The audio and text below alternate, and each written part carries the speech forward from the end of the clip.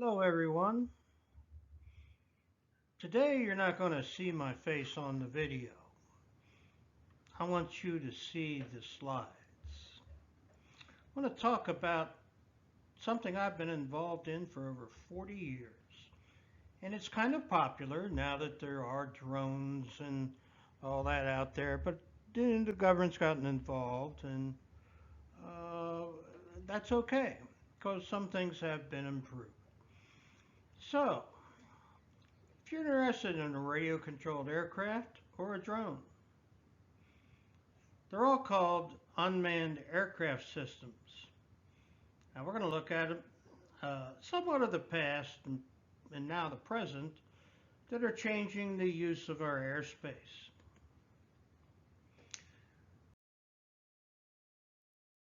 I'm a life member of the Academy of Model Aeronautics, and they have been doing this safely all through the 1900s, and they have 1,000-acre flying site in Muncie, Indiana, have a museum, and they also have the organization that provides us with liability insurance.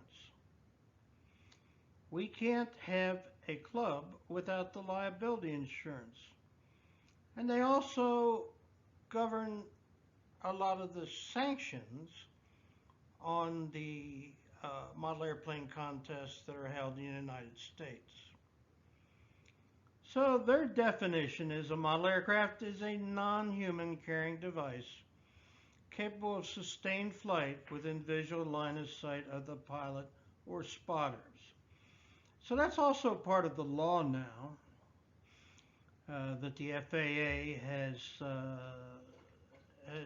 delineated, and this part of model aviation is intended exclusively for sport, recreation, education, or competition.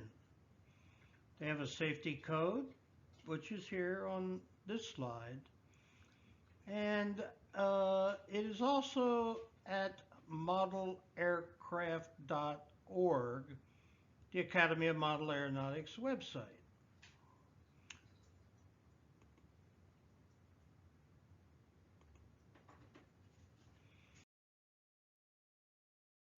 Okay. Uh, the International Aero Modeling Center is located in Muncie, Indiana, off of Highway 67. Members are encouraged to tour the AMA headquarters and the National Model Aviation Museum and enjoy the International Flying Site. It's a beautiful 1,000-acre site, features flying facilities for all forms of aero modeling, and the speed racing complex has permanent speed pylons and safety netting around the area. You also notice here the modelaircraft.org website and their phone number.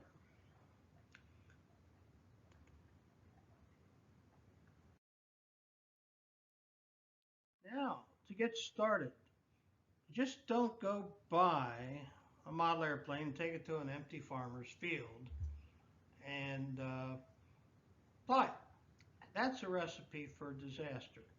Now, I know a lot of these quadcopters today will fly themselves, and a lot won't. So, the recommendation is join the Academy of Model Aeronautics and a local club and get started. Most of the local clubs have flight instructors and are happy to see you. Our particular club has several flight instructors. I am a leader member in 3 different categories at the club. I'm also an FCC ham radio licensed instructor in case your racing copter has non-certified transmitters and equipment, which most do. So, that being said, there's lots of people ready to help you. There is an introductory pilot program that will allow you to fly for 3 days without having to pay AMA membership. There's different membership categories depending on juniors or senior citizens, and you can find out all that information on the modelaircraft.org website. You will also receive a really nice magazine every month. So, to get started, find help and a place to fly, register with the FAA, take the trust test, which is your FAA compliant flying lessons for non-profit and sport flying.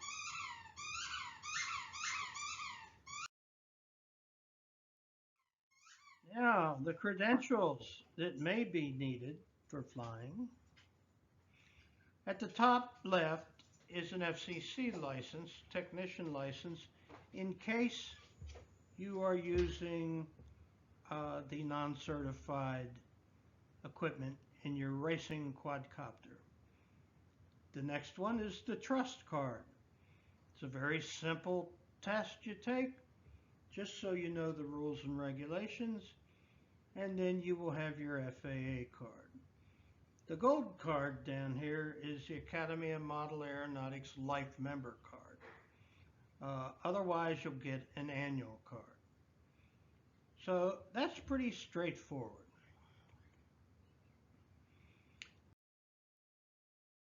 I just put a few things on here. I am also a Part 107 commercial drone pilot. This is the license down below it. And also on the top right, there are the unmanned aircraft systems operations rules that delineate the regular Part 101, which is just model airplanes, Part 107, and then experimental and type certified. All those regulations are easily spelled out right here on the FAA website. Also, what's very important is airspace. And that chart at the bottom right is your airspace layout, which is looks a little complicated, but once again on the FAA website it's easy to understand.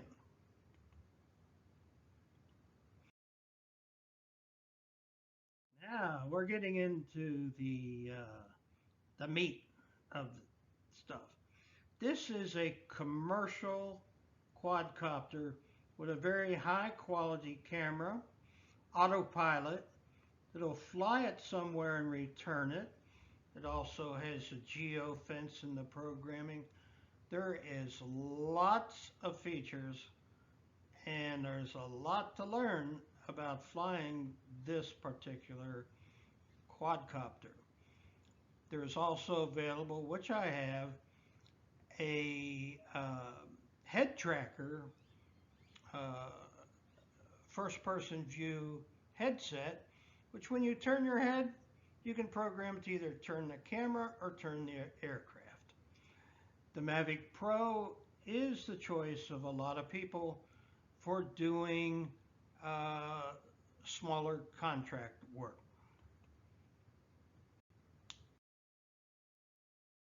This is a unique Typhoon 500.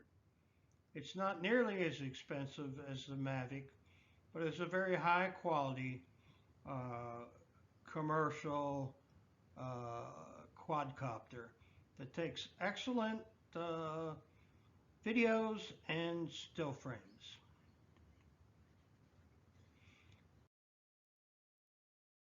Here we have the FPV Racing Quad.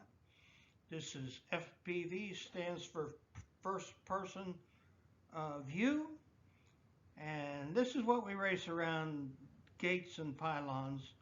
And I have to say that at 76 years old, the kids just make me sit there and be ashamed because I've never made a successful trip around the race course.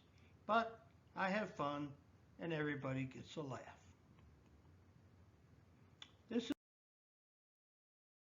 another FPV racing quad. It's called a Hermit. It's very small, and a lot of these are raced indoors.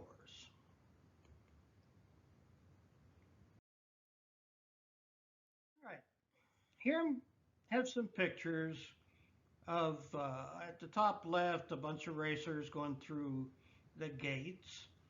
And then there's actually a camera quad to the right. And down at the bottom, there's some guys celebrating a win or a loss. And in the center, there's some gentlemen adjusting their goggles for the first person view. Now, as far as I know, the biggest group for racing is Multi-GP. Those guys are associated with the Academy of Model Aeronautics.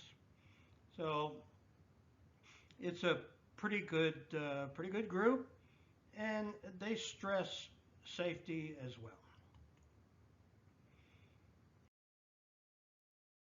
All right, moving away from quads, I want you to see here the Top Gun. Now, the Top Gun was started by Frank Tiano, who passed away during the COVID season. He also did Florida jets. The jets you see here are actually turbine powered. I have a couple turbines I haven't run in years because it is quite a lash up with the fire extinguisher, jet fuel, and everything. A lot of folks now are going electric with electric ducted fan and lithium polymer batteries. And the aircraft at the bottom you see is a conventional prop plane. Now this is getting into the higher end of radio control.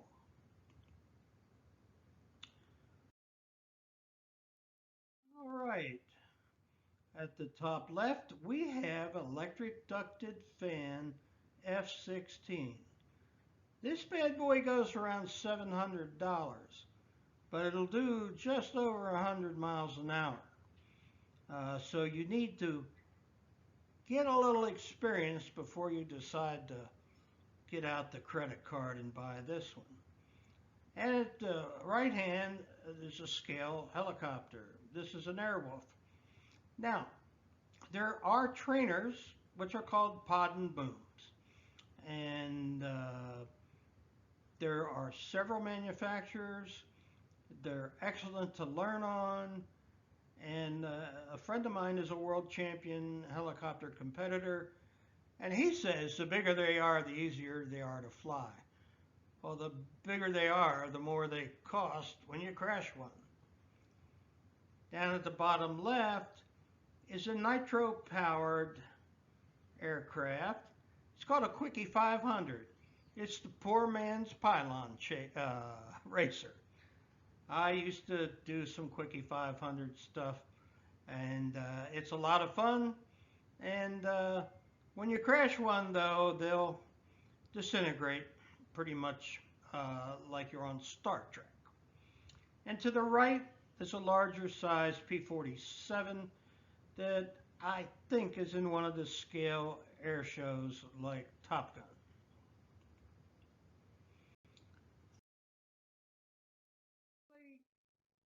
There's the Flying Club. This is our club located outside of Bradenton, Florida, off of Woodstock Road. You see we have crosswind runways and a taxiway out to the runways. There's also a pond there that has the occasional alligator who will come out and be unhappy that you're there. So, if you are interested in model aircraft, I suggest you go to modelaircraft.org. There's tons of information. You can also Google model aircraft. There's Tower Hobbies. There's Horizon Hobbies. There's a lot of different internet companies that sell almost ready to fly model aircraft. You can get into a solid trainer with a good radio that can be buddy boxed. That way you don't pass it back and forth like the hot potato. You connect to an instructor's transmitter. So, it's all up to you. If you're interested, check it out. It's a great hobby, and you will certainly enjoy it. And it's something to do with your kids as well. There are plenty of girls out there flying. My wife actually flies. So, take a look at it, and I don't think you'll be sorry. So, Helicopter Bill is going to say, Semper Fi.